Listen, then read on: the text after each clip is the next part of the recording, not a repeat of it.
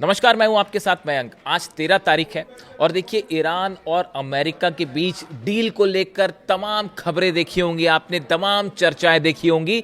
लेकिन इस बीच ईरान के विदेश मंत्री अब्बास अराक्ची साहब की तरफ से साफ कह दिया गया है कि जब तक ईरान की तरफ से कोई कंफर्मेशन ना आए किसी भी तरह की किसी डील को लेकर, किसी शर्त को लेकर, किसी बात पर आप विश्वास ना करें।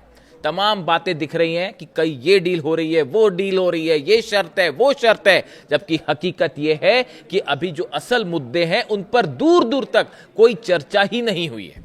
ये बात ईरान की तरफ से साफ साफ कह दी गई है। यानी डोनाल्ड ट्रंप जो दावे कर रहे हैं वो फिर से एक बार हवा हवाई साबित होते दिख रहे हैं और हॉर्मुज में तनाव बढ़ गया है फिर से, और वो जंग वाले हालात फिर बनते जा रहे हैं। उस पर हम अलग से बात करेंगे। लेकिन इस वीडियो में मैं एक दूसरे मुद्दे की चर्चा करना चाह रहा हूं जो कल हुआ ये, और इस पे मेरी नज़र थी। और उसके बाद जो पैनिक और टेंशन फैला अमेरिका में और अमेरिका के CIA में और मोसाद में, इसराइल की जो खुफिया एजेंसी है, वो सब के सब तनाव में आ गए। अब ये खबर क्या थी, इसको ध्यान से समझना पड़ेगा। देखिए होता क्या है कि IRIB, ये ईरान का जो स्टेट नेटवर्क है, न्यूज़ चैनल कह लीजिए, इनकी तरफ से एक फुटेज जारी किया गया, चलाया गया खबरों के दौरान। यानी ईरान के टीवी पे IRIB की तरफ से जो खबरें चल रही थी उस दौरान एक फुटेज चलाया गया, एक विजुअल चलाए गए। अब ये विजुअल क्या थे? ये विजुअल थे जिस तरह से परमाणु धमाका होता है, एटमी धमाका होता है, उसके बाद जो मशरूम क्लाउड बनता है, उसका विजुअल चला दिया गया अचानक। और जैसे ही ये खबर चली, जैसे ही ये विजुअल चले, देखिए उसमें कुछ दावा कुछ नहीं किया जा रहा था, लेकिन जैसे ही ये खबर चली, ये विजुअल्स देखे लोगों ने, उसके बाद पूरी दुनिया में अचानक, खास तौर पर अमेरिका और इजराइल में ये खबर फैल गई कि भाई क्या ईरान ने परमाणु परीक्षण कर लिया है, और इसी वजह से ईरान की जो ये स्टेट रन नेटवर्क है, इसने ये विजुअल्स चला दिए।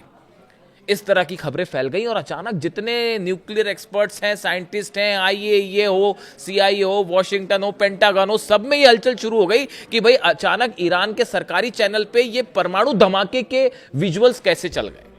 अब देखिए पहले खबर क्या है, इसकी हकीकत क्या थी, वो भी आपको बताऊंगा मैं, और कितना पैनिक था अमेरिका और इजराइल में इस खबर को लेके, ये भी आपको बताऊंगा। देखिए खबर क्या थी। A controversial broadcast by Iran state run network IRIB has sparked wide spread speculation after footage depicting a nuclear explosion briefly appeared during a news programme. एक न्यूज प्रोग्राम के दौरान न्यूक्लियर धमाके के जिस तरह से विजुअल होते हैं, ऐसे विजुअल टेलीविजन पे चला दिए गए। The graphics showing a blinding flash followed by a towering mushroom cloud over a city. अब ये विजुअल में क्या था, इसमें एकदम तेज धमाका होता है, जिस तरह से एटमी धमाके होते हैं उस तरह का धमाका होता है, और उसके बाद एक तेज रोशनी निकलती है और मशरूम क्लाउड बनता है। ये बिल्कुल उसी तरह का मशरूम क्लाउड था जिस तरह का न्यूक्लियर धमाके के बाद बनता है। Immediately fueled rumors online and raised questions about Iran's nuclear ambition। और जैसे ही ये खबर चली उसके बाद ये जो है, मतलब ये विजुअल चले, उसके बाद जो है ये पैनिक फैल गया कि ईरान ने या तो न्यूक्लियर टेस्ट कर लिया है या करने वाला है। इस तरह की बातें शुरू हो गई। IRIB later dismissed the incident as an editing error and denied reports that the network had been hacked। अब देखिए जब ये पैनिक हुआ उसके बाद कुछ देर बाद IRIB जिनकी तरफ से ये विजुअल चलाए गए थे, ये ईरान का जो है स्टेट रन नेटवर्क है, मतलब सरकारी एक प्रकार का चैनल आप कह लीजिए, उसकी तरफ से फिर सफाई आई। उसने सफाई ये दी कि भाई ये जो परमाणु धमाके के विजुअल चल गए, ये गलती से चल गए और हमारा कोई नेटवर्क हैक भी नहीं हुआ था। इस तरह की भी खबरें थी कि हैकिंग करके ये चला दिया गया विजुअल, तो उन्होंने कहा कोई हैकिंग नहीं हुई थी और हमसे गलती से चल गया। अब देखिए न्यूज़ चैनल्स में हम लोग भी काम करते हैं, तो गलती से परमाणु धमाके के विजुअल तो नहीं चलते हैं, तो इसीलिए कहा गया, कई इंटरनेशनल एक्सपर्ट्स ने ये माना कि ये ईरान के सरकारी चैनल पे जो परमाणु धमाके के विजुअल चले, ये एक बड़ी वार्निंग थी इजराइल और अमेरिका के लिए। कुछ ही देर के लिए चले ये विजुअल्स, लेकिन पूरी दुनिया ने इसको नोटिस कर लिया। और जितनी खुफिया एजेंसीज हैं भाई, एक तो अमेरिका में और इजराइल में जो है वो बड़े बड़े खुफिया एक्सपर्ट्स जो हैं वो ये बैठ के ही देखते रहते हैं कि ईरान में क्या चल रहा है, वहाँ कहाँ प्रदर्शन हो रहा है, कितने लोग प्रदर्शन कर रहे हैं, टीवी पे क्या चल रहा है, प्रेस में क्या चल रहा है, वो ये इसी को फॉलो करते रहते हैं। तो वो सब बेचारे टेंशन में आ गए कि अरे ये कहीं ब्लास्ट तो नहीं कर दिया इन्होंने। तो उसके बाद उनकी तरफ से कहा गया कि नहीं, ये भाई ये गलती से चला था। अब गलती से चले को कई लोग ये भी मान रहे हैं कि ये चेतावनी थी डोनाल्ड ट्रंप के लिए और नेतान्याहू के लिए कि ये जो हमले आप कर रहे हैं और हमारे न्यूक्लियर प्रोग्राम को जो दादागिरी करके रोकने की कोशिश है, अब वो कभी भी एक हथियार का रूप भी ले सकती है। ये दबे छुपे शब्दों में वार्निंग दी गई अमेरिका को और इजराइल को। इस तरह की राय कई एक्सपर्ट्स जो हैं उन्होंने रखी है। अब देखिए, ईरान के न्यूक्लियर प्रोग्राम को लेकर इसका जिक्र मैंने इसलिए किया क्योंकि ये पेंटागन में, वॉशिंगटन में और तेल अवीव में अच्छा खासा पैनिक था इसको लेकर, और बड़ी खबरें बनी इसको लेकर कि भाई ये क्या हुआ। अब देखिए, ईरान की जो डील है, जिस डील की इतनी चर्चा हो रही है अमेरिका और ईरान की, इसका जो कोर मुद्दा है वो कोर मुद्दा है यूरेनियम और न्यूक्लियर प्रोग्राम। ये दो मुद्दे ऐसे हैं जिनको लेकर अभी तक इस डील में दूर दूर तक कहीं कोई, भाई आप जब चर्चा करोगे तब तो सहमति बनेगी, अभी तो इस पे कोई चर्चा ही नहीं हुई है। अभी सिर्फ बात इतनी है कि क्या चर्चा की जाए आगे, यानी आप समझ रहे हैं ये बहुत ही इनिशियल। इसीलिए अब्बास अरागची ये कह रहे हैं कि जो खबरें मीडिया में चल रही हैं, इधर उधर दावे, ये दावे वो दावे, ये डील वो डील, किसी पर विश्वास करने की जरूरत नहीं है। यही बात मैं आपको बार बार कहता हूं। मैं तो बल्कि एक कदम और आगे बढ़ के कहता हूं कि जब तक ईरान की सेना ना कंफर्म करे, जब तक IRGC कंफर्म ना करे, अहमद वाहिदी साहब कंफर्म ना करें, तब तक आपको किसी बात को मानने की जरूरत नहीं है। अब देखिए, न्यूक्लियर प्रोग्राम को लेकर दो चार बातें समझने की जरूरत है। अभी ये बीच में जो ड्राफ्ट का खेल चल रहा है जो पिछले एक महीने से, इसकी एक दो शर्तें जो हैं किसी तरह से, मतलब मुझे एक्सेस मिला कि कुछ लोगों से जानकारी मिली कि इसकी क्या जो है वो चीजें हैं जो चल रही हैं। ये लीक भी हुई हैं कई जगह, डोनाल्ड ट्रंप इसको लेके हैरान परेशान भी हैं, ये लीक भी हो गई। अब इसमें जो है अमेरिका, डोनाल्ड ट्रंप ये चाहते हैं कि 20 साल के लिए यूरेनियम एनरिचमेंट ईरान जो है वो अपना रोक दे, और ईरान इस बात के लिए तैयार नहीं है। हालांकि इस तरह की खबरें आई कि 10 साल के लिए एनरिचमेंट रोकने की बात ईरान की तरफ से कही गई, ऐसी खबरें थी कुछ जगह से, ऐसे दावे थे, सच्चाई क्या है पता नहीं। लेकिन अमेरिका ये चाहता है कि 20 साल के लिए रोक दे। पहले अमेरिका क्या चाह रहा था कि यूरेनियम सौंप दिया जाए, ईरान ने कहा जी नहीं सौंपेंगे। फिर कहा कि उसको डिस्ट्रॉय कर देते हैं, ईरान ने कहा सवाल ही नहीं है।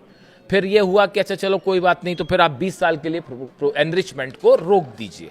ये एक ड्राफ्ट का हिस्सा है जिसको लेकर ईरान तैयार नहीं है। तो ये पहला मुद्दा है जिसको लेकर जो जहां पेच फंसा हुआ है। दूसरी बात सुनिए, अमेरिका चाहता है कि नतांज, फोर्दो और इस्फहान में ये जो तीनों न्यूक्लियर ठिकाने हैं इनको पूरी तरह से बंद कर दिया जाए। ये मांग है अमेरिका की, और ईरान जो है वो इसके लिए कतई तैयार नहीं है। ईरान अपने न्यूक्लियर सेंटर्स क्यों बंद करेगा? हालांकि कुछ लोगों ने ऐसे दावे किए कि ईरान इन 3 में से 2 को बंद करने के लिए तैयार है, तीसरा नहीं बंद करेंगे, ऐसा कुछ लोगों का दावा था। कुछ एक्सपर्ट जो ईरान के बारे में, न्यूक्लियर मामले में जानकार हैं और जो ये शायद उनको कुछ जानकारी मिली होगी ड्राफ्ट की, ऐसी बात है, लेकिन मेरी जानकारी में ऐसा कुछ नहीं है। तो ईरान की तरफ से ये कहा गया कि हम जो है अपने न्यूक्लियर ठिकाने बंद नहीं करेंगे। अमेरिका अड़ा हुआ है कि तीनों बंद कर दीजिए। अब इसके अलावा देखिए, जो तीसरी बात है जिसको लेकर जबरदस्त कंफ्यूजन है, और मतलब ये कैसे होगा प्रैक्टिकल, इसीलिए मैं बार बार ये कहता हूं कि डील होना मुश्किल है साहब। डील होना कई जगह पेच फंसे हुए हैं। अब आप देखिए, ईरान कह रहा है, अमेरिका कह रहा है तीनों न्यूक्लियर पावर प्लांट बंद कर दीजिए, अपनी तीनों प्लांट्स जो हैं वो बंद कर दीजिए, नतांज, फोर्दो और इस्फहान। ईरान तैयार नहीं है। वो ये कह रहा है कि साहब जो है 20 साल के लिए रोक दीजिए एनरिचमेंट, उसके लिए तैयार नहीं है। तीसरी बात जो है, अमेरिका ये चाहता है कि ईरान के जितने न्यूक्लियर ठिकाने हैं, जहां जहां एनरिचमेंट होता है या पावर प्लांट्स हैं, वहां सब जगह IAEA को एक्सेस दिया जाए। जो इंटरनेशनल एटॉमिक एनर्जी कमीशन है, IAEA जो है, वो सब जगह जाके इंस्पेक्शन करने की अनुमति मिल जाए। अब ईरान के ये बड़े सारे जो ठिकाने हैं, ये ऐसी जगह हैं जो कि IRGC के, ईरान की सेना और IRGC के लोकेशंस हैं, जहां पर ये यूरेनियम एनरिचमेंट का काम हो रहा है, या जहां पर यूरेनियम रखा हुआ है, या जहां पर जो है न्यूक्लियर प्रोग्राम्स चल रहे हैं। ये IRGC के ठिकाने हैं साहब। ईरान ईरान की सेना के ठिकान, कौन सा देश किसी दूसरी इंस्पेक्शन एजेंसी को अपनी सेना के ठिकानों में अंदर आने की इजाजत दे देगा और कैसे दे देगा? ये संभव है? ये संभव ही नहीं है। आप समझ रहे हैं ये डील जो फंसी हुई है। इसीलिए बड़े सारे लोग ये कह रहे हैं कि अगर कुछ ड्राफ्ट सामने आ भी जाए, इनिशियल लेवल पर कुछ साइन हो भी जाए, तो भी ये लंबा नहीं चलेगा, ये टूट जाएगा। जब 2015 में इतने सारे देश बीच में काउंटर गारंटी बने, सब कुछ हुए, लेकिन वो टूट गया ना, समझौता तोड़ दिया अल्टीमेटली ने, और डोनाल्ड ट्रंप ने तोड़ा उसको। तो अब तो हालात ऐसे हैं कि एक दूसरे का दोनों पर कोई विश्वास ही नहीं है। उस समय तो जंग नहीं हुई थी, इस समय तो अब ये 2-2, 3-3 जंग हो चुकी है। आप ईरान के सुप्रीम लीडर को असैसिनेट कर चुके हो और ये सोचते हो कि ईरान विश्वास करेगा। कैसे कर लेगा? किसी सूरत में नहीं ईरान विश्वास करेगा। दूर विश्वास का कोई सवाल ही नहीं है। किस बात पर विश्वास करें? आपको ये पहले सोचना था अली खामनेई साहब पर असैसिनेशन करने के पहले। ये सब चीजें तो चलती रहेगी, आपकी जंग चलती रहेगी और ये मिसाइलें चलती रहेगी, ड्रोन चलते रहेंगे और टॉम हॉक मारोगे, वो अपनी जो है वो फतह मारेगा और खुर्रम शहर मारेगा। ये सब तो चलता रहेगा साहब, ये जंग चलती रहेगी, हॉर्मुज की जंग चलती रहेगी। लेकिन अली खामनेई साहब को असैसिनेट नहीं करना था। जो बची कुछ संभावनाएं थी डील होने की, वो आपने खुद खत्म कर दी है। और आपको क्या लगता है कि डील पेपर कोई साइन हो जाएंगे तो लंबा चलने वाला है? वो कतई लंबा नहीं चलेगा। आपको पता है आईआरजीसी के जो चीफ है अहमद वाइदी साहब, उनकी तरफ से क्या बयान आया है? उन्होंने ये शर्त रख दी है सामने, एक कौन मेडिटेशन कर रहा है और कौन क्या कर रहा है भूल जाइए इसको। जब तक ईरान की सेना कोई बात ना बोले तब तक मानिएगा मत। ईरान की सेना की तरफ से कहा गया है, अहमद वाइदी साहब की तरफ से शर्त रख दी गई है कि पहले हमारी जो फ्रीज संपत्ति है उसको रिलीज करो, उसके बाद हम बात करेंगे। धोखा किसने किया? अमेरिका ने। डील के बीच में हमले क्यों हुए? छठी दौर की बातचीत के बीच में हमले अमेरिका ने किए। फिर बातचीत हो रही थी, हमले किसने किए? अमेरिका ने किए। तो क्यों विश्वास किया जाए? तो अब वही स्टैंड यही है। अब अहमद वाइदी और ईरान की सेना जो है वो अली खामनेई साहब वाले फॉर्मूले पे चल रही है, एक कदम आगे। अगर एक कदम आगे नहीं चले होते तो आज पिट गए होते। अली खामनेई साहब का प्लान था पूरा, कि उनको पता था कि आज नहीं तो कल ये होने वाला है। तो देखिए उनकी प्लानिंग कैसी थी, चाहे ड्रोन्स हो, चाहे मिसाइल्स हो, मोजाइक सिस्टम हो, वो पूरी जंग के लिए तैयार थे। इसीलिए आज दुनिया का सबसे बड़ी ताकत घुटनों पर है। इसका पूरा क्रेडिट जाता है ईरान के सुप्रीम लीडर अली खामनेई साहब को। ना सिर्फ एक सुप्रीम लीडर थे बल्कि बेहतरीन आर्मी कमांडर थे। और उन्हीं की प्लानिंग का नतीजा है कि दो महाशक्तियां, दो देश मिलके जो है, जो अपने हथियारों का इतना बड़ा दम भरते हैं, ईरान का कुछ नहीं बिगाड़ पाए। देखिए कल मैंने दावा किया था ना, वो F-35 और F-16 जो गिरे हैं कई सारे। देखिए जॉर्डन के बेस की वो तस्वीर आनी शुरू हो गई है, दिखाऊंगा मैं आपको अगले वीडियो में। वो हैंगर जहां पर मिसाइल मारी ईरान ने, मलबे का ढेर लगा हुआ है, उसमें कितने F-35 जले हैं और कितने F-16 जले हैं कोई हिसाब नहीं है साहब। सबसे पहले बताई थी ये बात मैंने आपको कि ये हो चुका है। इसको अमेरिका कभी स्वीकार नहीं करेगा। वो स्वीकार तभी होगा जब कोई संसद की कमेटी बैठेगी और 3 महीने बाद रिपोर्ट देगी। जैसे पहले कहा जा रहा था कि 2 प्लेन गिर गए, 3 प्लेन गिर गए, 4 प्लेन गिर गए। हम आपको बोल रहे थे कि साहब कम से कम 30 से ज्यादा प्लेन गिरे, और रिपोर्ट निकल के आई कि 42 मार दिए। अमेरिका के 42 प्लेन गिरा दिए ईरान ने। अब वैसे ही अभी देखना आप, ये कई F-35 और F-16 जेट के ऊपर मिसाइल गिरी, तबाह हो जाओ। जॉर्डन का वो बेस जो है जहां से ऑपरेट कर रहे थे, खत्म हो गया वो बेस, उस पर अब कुछ बचा ही नहीं। उसको बनाने में बहुत टाइम लग जाएगा। और वहां कितने F-35 F-16 जले कोई हिसाब नहीं है। पेट्रियट नहीं रोक पाया। पेट्रियट सिस्टम लगे तो उसको तोड़ते हुए गिरी मिसाइल वहां पे, खैबर मिसाइल्स। तो देखिए ऐसा है, हकीकत अब ये है कि ये न्यूक्लियर मुद्दे वाले मामले पे ये जो डील है ना, ये डील ऊपरी चीजों पे हो सकती। क्या 60 दिन का सीज फायर कर लेते हैं? वो वर्ल्ड कप चल रहा है फुटबॉल का, सबने कहा जी पूरा खत्म खेल हो जाएगा। अगर मान लो यूरोप पर मिसाइल मारने लगा ईरान, उसका नतीजा क्या होता? अब वो फुटबॉल खेलते कि जंग करते साहब आपसे? तो पूरा वर्ल्ड कप खराब हो जाता। आनंद फानन में जो है वो सीज फायर किया गया। अब क्या होगा डील की? बोले 60 दिन का सीज फायर कर लेते हैं, यूरेनियम ईरान दे नहीं रहा, न्यूक्लियर प्रोग्राम पर बात हो नहीं सकती। तो अल्टीमेटली नतीजा क्या होगा? घूम फिर के आप फिर अच्छा जंग में भी नहीं जीत पा रहे। असली समस्या तो ये भी है कि ईरान को हरा भी नहीं सकते आप। कल मैं आपको कल सुबह वीडियो जो बताऊंगा उस पर मैं आपको बताऊंगा कि अमेरिका इस सीज फायर के जरिए, मुझे आज ही बताना था ये बात, लेकिन कुछ इन्फॉर्मेशन ईरान से आनी है, वो आने में वक्त लग रहा है। जैसी ही आएगी मैं इसको फिर कंफर्म करूंगा एग्जैक्टली डोनाल्ड ट्रंप का प्लान क्या है, हॉर्मुज में क्या चाहते हैं डोनाल्ड ट्रंप। एकदम पुख्ता जानकारी, वो कल के वीडियो में बताऊंगा। लेकिन अभी ये जो न्यूक्लियर मुद्दा है, ये डील क्यों नहीं हो पाएगी, ये न्यूक्लियर मुद्दे पर पेच ऐसा फंसा हुआ है। ईरान की सेना के जो अड्डे हैं, ठिकाने, वहां पे कैसे आईएईए को अंदर आने दें, आप खुद बताइए, संभव ही नहीं है ये। और इतने हमलों के बाद अली खामेनी साहब ने कभी न्यूक्लियर बम नहीं बनाया। उन्होंने कहा था हम कभी नहीं बनाएंगे, और कभी उन्होंने इसकी इजाजत नहीं दी। उनसे डील करनी चाहिए थी, तो उन पर आपने हमला कर दिया, उनको और वो भी इस गलतफहमी में मत रहिए कि हमला करके उनको शहीद कर दिया। वो खुद चाहते अगर, तो वो कोई उनको असैसिनेट नहीं कर पाता। वो तो उन्होंने कहा कि तेहरान के लोगों को आप नहीं छुपा सकते बंकर में, तो मैं भी नहीं जाऊंगा। वो उनकी इच्छा थी। इस गलतफहमी मत रहिए, अगर कोई सोचता है कि अमेरिका ने उनको असैसिनेट कर दिया, इजराइल ने कर दिया, ऐसा कतई नहीं है। और ईरान को जीता भी नहीं जा सकता, ये बात भी, अब ये बात समझ जानी चाहिए। बात अब तक पता नहीं क्यों समझ नहीं आई, मुझे तो बड़ा हैरानी होती है। अमेरिका के थिंक टैंक्स जो हैं बड़े बड़े, वो इजराइल के, किसी को लगता है वाकई ऐसा कि ईरान को कोई हरा सकता है? कोई नहीं हरा सकता साहब ईरान को, किसी रूप में नहीं। आप ग्राउंड ऑपरेशन करेंगे तो पता नहीं क्या हो जाएगा, वो तो ब्लड बाथ हो जाएगा। जो हमला करेगा वो बहुत बुरी तरह से मुंह की खाएगा।